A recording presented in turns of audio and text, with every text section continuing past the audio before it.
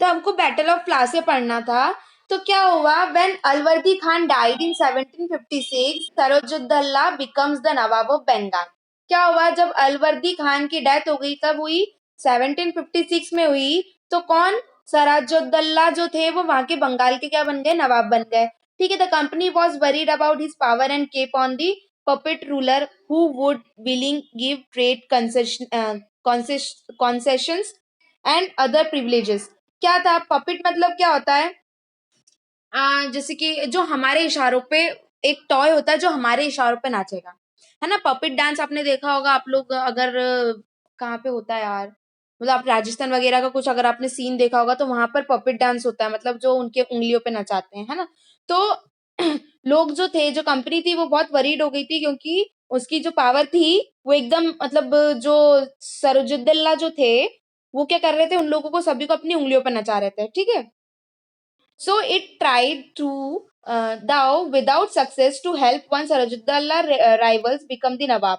And infuriated, Sirajuddaulah asked the company to stop meddling the political affairs of the domains, stop fortification, and pay the revenue. After the negotiation failed, the Nawab marched with 30,000 soldiers to the English factory of at Kasim Bazar, captured the company officials, looked the warehouse, disarmed all the Englishmen, and blockaded English's ships. Then he marched to the Kolkata to establish control the company's fort there. On hearing the news of the Kolkata company officials, देखो क्या हुआ इसके अंदर, जो sir जो जो सराजुद्दौला थे वो क्या बन गए, नवाब बन गए, कहाँ के, बंगाल के। ठीक है, अब जो कंपनी थी वो वरीड थी कि उसकी जो पावर है वो, अब जो उसकी पावर थी वो लोग सोच रहे थे कि जो हमारे पपिट थे अब वो लोग तो रूल कर नहीं रहे, अब ये सराजुद्दौला आ गया है। तो ये उसने क्या बोला कि नहीं, आपको रिवेन्यू तो देना पड़ेगा।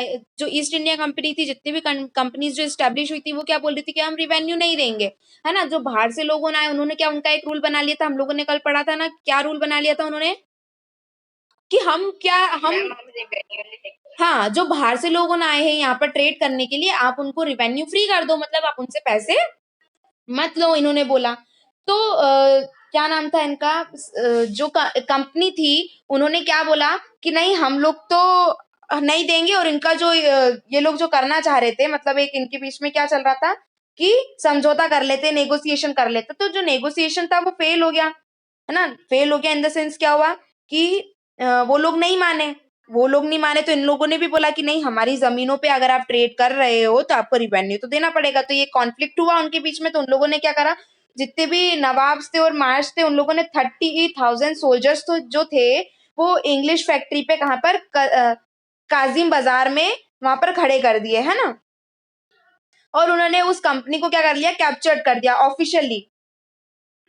फिर उसके बाद में उन्होंने लॉक दी वेयर हाउस, इन्होंने जितने भी वेयर हाउस थे सबको लॉक कर दिया, है ना। जितने भी इंग्लिश मैन थे, मतलब जितने भी ब्रिटिशर्स थे जो भी वहां पर अ, उनकी कंपनी चला रहे थे, उन लोगों को भी उन लोगों ने क्या कर दिया, सबको बंदी बना लिया। और वहां पर से फिर उसके बाद में उन्होंने कहा, वहां पर से उनको सबको क्या कर दिया, ब्लॉक कर दिया एक तरीके से, है ना। अब वो लोग वहां पर उनको कंपनी कैसे ट्रेड करे अगर उनकी सारी चीजें उन लोगों ने क्या कर दिए, ब्लॉक कर दिए तो, है ना।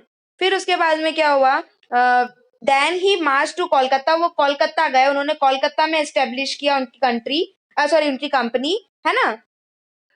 On hearing the newspaper fall, the Kolkata company officials in Madras sent forces under the command of Robert Clive,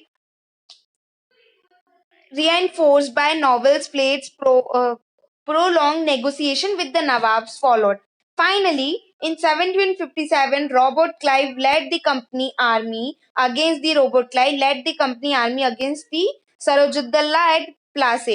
तो क्या हुआ, फिर उसके बाद में उन्होंने, रॉबर्ट क्लाइव जो थे उन्होंने कंपनी को लेड किया, और उसके बाद में उनकी जो आर्मी थी उन्होंने कहां पर भेज दी, प्लासे। प्लासे एक जगह है ना, जहां पर सरोजुद्दौला जो थे वहां पर वो राज कर रहे थे, है ना। One of the main reason of the defeat of Nawab was their forces led by Mir Jafar, one of the Sarajuddaulah commanders, never fought the battle, है ना। Clive had managed to secure his support by promising to make him Nawabs after crushing the Sarjudullah. The Battle of Plassey became famous because it was the first major victory of the company born in India.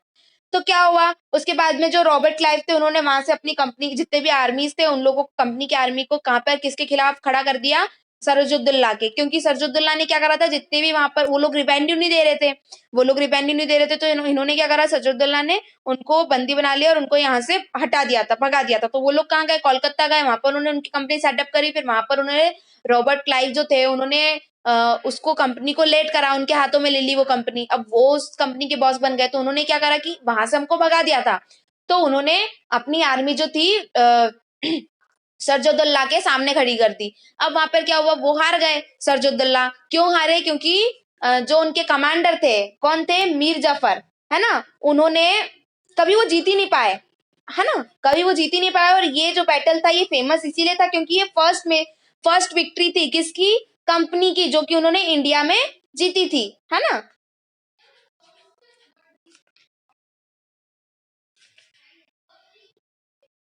फिर यहाँ पर एक promise of riches क्या देके रखा ये पढ़ते the promise of rich क्या है The territorial ambition of the mercantile East India Company were viewed the distrust and doubt in the England after the Battle of Plassey. Robert Clive brought the William Pitt, one of the principal secretaries of the state of the English monarchy, on 7 of January 1759 from Kolkata.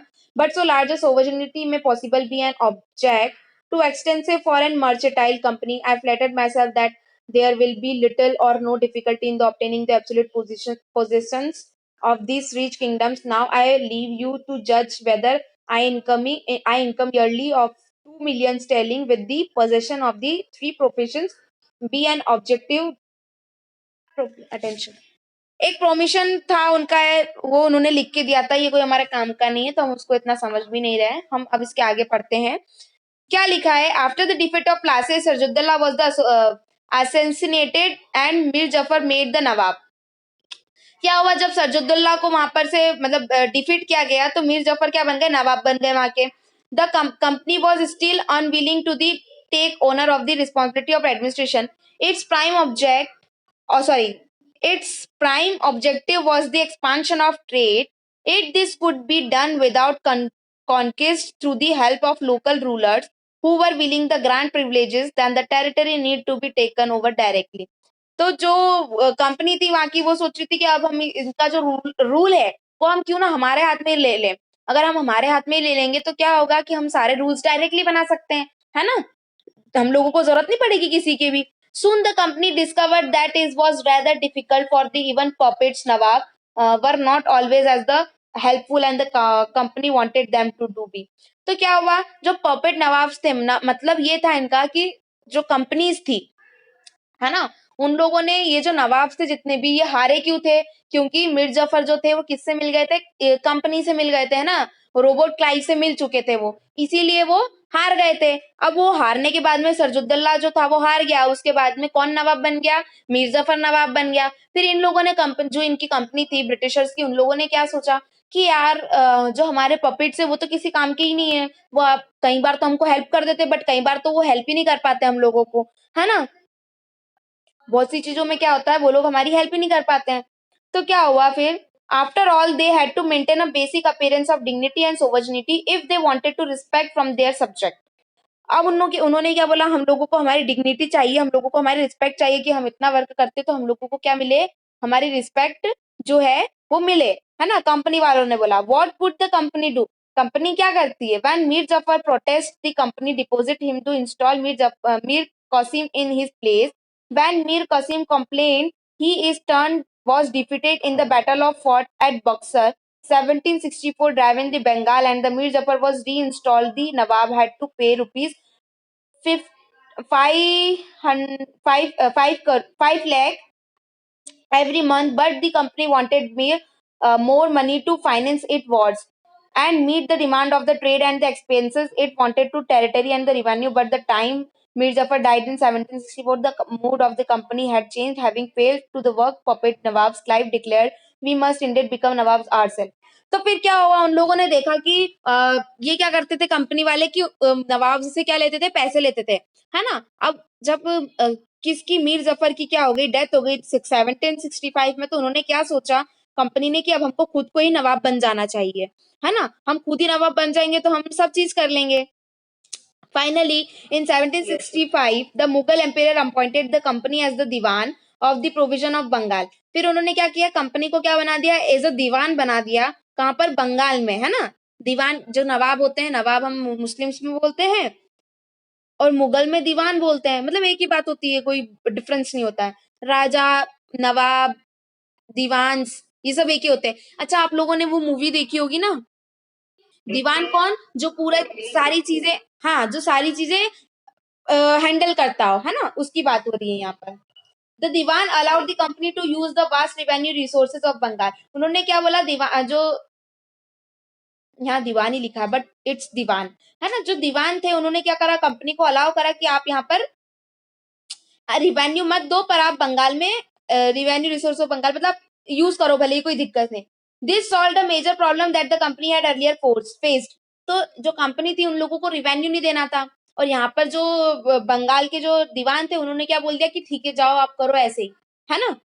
तो जो problem आ रही थी, face करनी पड़ रही थी इन लोगों को, कंपनीज को, ब्रिटिशर्स को, वो अब इस बार उनको बंगाल में नहीं फेस करनी पड़ रही थी, है ना। From the early 18th century its trade with the India expanded. क्या हुआ 18th सेंचुरी में, क्या हो गया, इन लोगों का जो ट्रेड था वो बहुत ज्यादा फैल गया। But it has to be buy most of the goods in the India with the gold and the silver imported from British. तो क्या होता था, इंडिया में उन लोगों को गोल्ड और सिल्वर जो है वो ब्रिटिशर्स से लेना पड़ता था, सॉरी ब्रिटेन से, ब्रिटिशर्स नहीं, ब्रिटेन से लेना पड़ता था।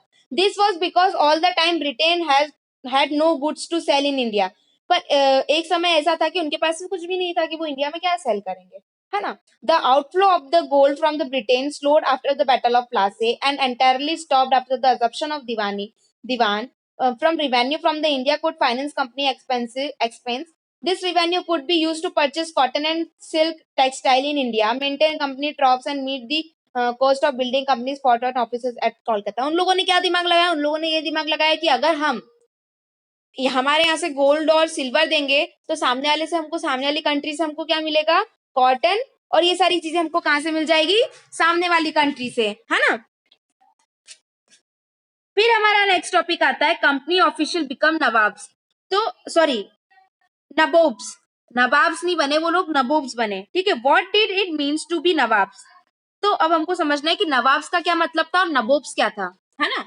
हमने देखा कि वो लोग क्या चाह रहे थे कि वो लोग नवाब बन जाएंगे तो उनके लिए क्या हो जाएगा, हर चीज जो है वो इजी हो जाएगी, है ना। जो चीज उन लोगों को नवाब से करानी पड़ रही थी वो नवाब कई बार उनकी हेल्प नहीं कर रहे थे, तो उन लोगों के लिए इजी हो जाएगा अगर वो खुद ही बन जाते हैं तो। It means of course that the company acquired more power and authority, है ना। ऑब्वियसली अगर वो नवाब बन जाएंगे तो उनके पास में बहुत सारी पावर्स आ जाएगी, बहुत सारी अथॉरिटीज आ जाएगी, है ना, बहुत सारे राइट्स आ जाएंगे। उनकी इच्छा होगी तो वो रिवेन्यू देंगे, उनकी इच्छा नहीं होगी तो वो रिवेन्यू नहीं देंगे, और उनकी इच्छा तो थी ही नहीं रिवेन्यू देने की, है ना। बैटल ऑफ प्लासे क्यों हुआ, इसीलिए हुआ ना कि उनको रिवेन्यू नहीं देना था, और सरजुद्दुल्ला क्या बोल रहे थे कि आपको रिवेन्यू देना पड़ेगा। उन्होंने रिवेन्यू नहीं दिया तो उन्होंने क्या करा, उनके वेयर हाउसेस और सबको क्या कर दिया, सील कर दिया। और फिर वो लोगों ने क्या करा, यहाँ से उठ के वो कहां पर चले गए, कहाँ चले गए, बताओ, पढ़ा ना अभी हमने।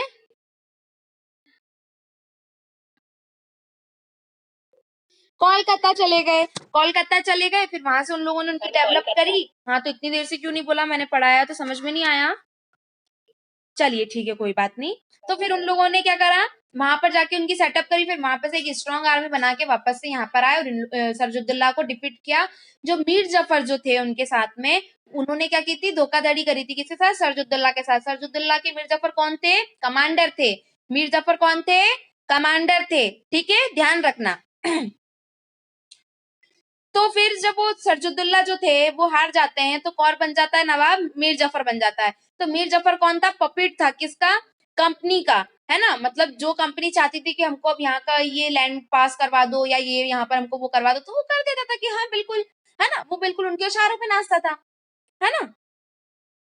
उसकी डेथ के बाद में उन लोगों ने क्या सोचा कि यार अब एक काम करना चाहिए, हमको खुद को ही नवाब बन जाना चाहिए। क्यों नवाब बनना था, क्योंकि उनके पास में क्या आ जाएगी, सारी पावर, तो सब कुछ आ जाएगी, ठीक है। each company servant began to vision of living like नवाब। तो हर कंपनी के लोग कैसे रहने लग गए, एज अ नवाब रहने लग गए। After the battle of Plassey, the actual Nawabs of Bengal were forced to give land and vast sums of money as the personal gift to company officials.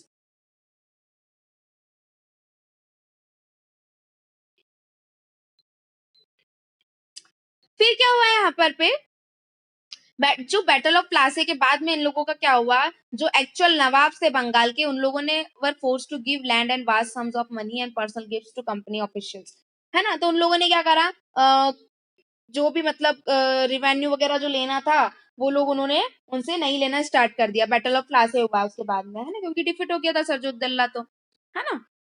फिर उसके बाद में ही हैड कम टू मद्रास, वो लोग मद्रास में आए, है ना, फ्रॉम इंग्लैंड, इंग्लैंड से मद्रास में आए वो लोग। कब आए, 1743 में। क्या एज थी उनकी, एज 18।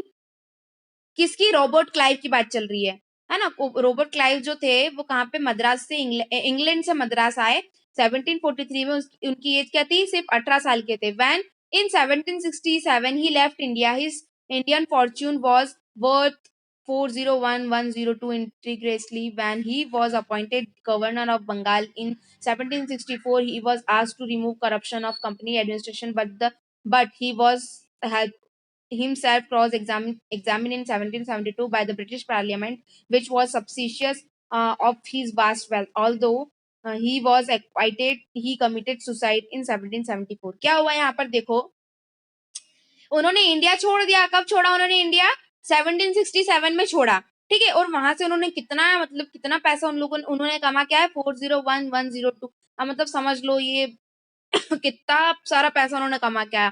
फिर उनको बंगाल में governor, as a governor appoint किया गया, कब, 1764 में। और उनसे बोला गया कि आप जो कंपनी में जो भी करप्शन चल रहा है उसको आप हटा दो। पर ऐसा कुछ हुआ नहीं। 1772 में उनको ब्रिटिश ने क्या किया, क्रॉस एग्जामिन किया, जो जो वहां पर करप्शन चल रहा था। उनको क्या बोला गया कि ये तुम गवर्नर हो यहाँ के, तुम हटाओ इसको। पर उन्होंने क्या किया, वो बहुत ज्यादा उन पर प्रेशर आ गया तो उन्होंने क्या कमिट कर ली, सुसाइड कमिट कर ली 1774 में, है ना। How ever not all the companies official succeeded in the making money like Clive. तो क्या हुआ, उन्होंने तो, रॉबर्ट क्लाइव ने तो बहुत पैसा बना लिया था, पर हर कंपनी इतना पैसा थोड़ी बना पाती है। उनका आधा इन्वेस्टमेंट होता है और फिर शायद डूब जाती है कंपनी। आपने बहुत ऐसा सुना होगा कि ये कंपनी डूब गई, वो कंपनी डूब गई। तो वो कैसे डूब जाती है, वो सक्सीड नहीं कर पाती है, वो उतना प्रॉफिट गेन नहीं कर पाती, फिर उनके पास पैसे तक नहीं बचते हैं। पता है क्या करते हैं, जितने भी कंपनीज वाले होते हैं वो सब चीज अपनी दाव पे लगा लेते हैं। जहां तक वो रह रहे हैं ना, जिस घर में वो रह रहे हैं, वो घर भी इनफैक्ट उनका नहीं होता है। वो सब चीजों को क्या कर देते हैं, दाव पे लगा देते हैं एक तरीके से। Many died an early death in India due to disease and war. It was not the right of regard of them the corrupt and dishonest. Many of them come from the humble background and therefore uppermost desire and the earn money in India. क्या होता है देखो, बहुत सारे जो लोग होते हैं, बहुत उनको रिस्पेक्ट जो होती है, उनकी डिग्निटी जो होती है वो मेंटेन करके चलना होती है। पर कभी कभार ऐसा होता है कि उनकी डिग्निटी मेंटेन नहीं हो पाती, जैसे ये करप्ट हो गए थे, है ना। इन्होंने इतना पैसा कमा लिया था पर इन्होंने क्या करा, करप्शन का वो पकड़ लिया, ब्लैक मनी वगैरह चीजें, है ना। तो उन्होंने किया, अब उनको ये पूरे सभी सभी लोगों को पता चल गया कि ये करप्ट है, ऐसा वैसा। तो उन्होंने ये चीज वो सहन नहीं कर पाए और उन्होंने क्या कर ली, सुसाइड अटेम्प्ट कर ली।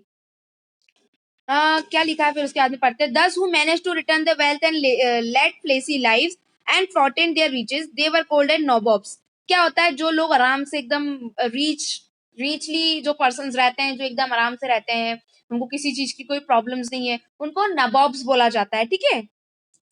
And anglicised version of the India word nawabs, और उसका इंडियन वर्जन क्या है, नवाब है, ठीक है। They were often seen as upstairs and social climbers in India, in British society, and were ridiculed by, sorry, or made fun by in the plays and cartoons. देखो आपने बहुत सारे कार्टून्स वगैरह में भी देखा ही होगा ये सब चीजें, है ना। नवाब्स होते हैं, ये सब चीजें होती है ना।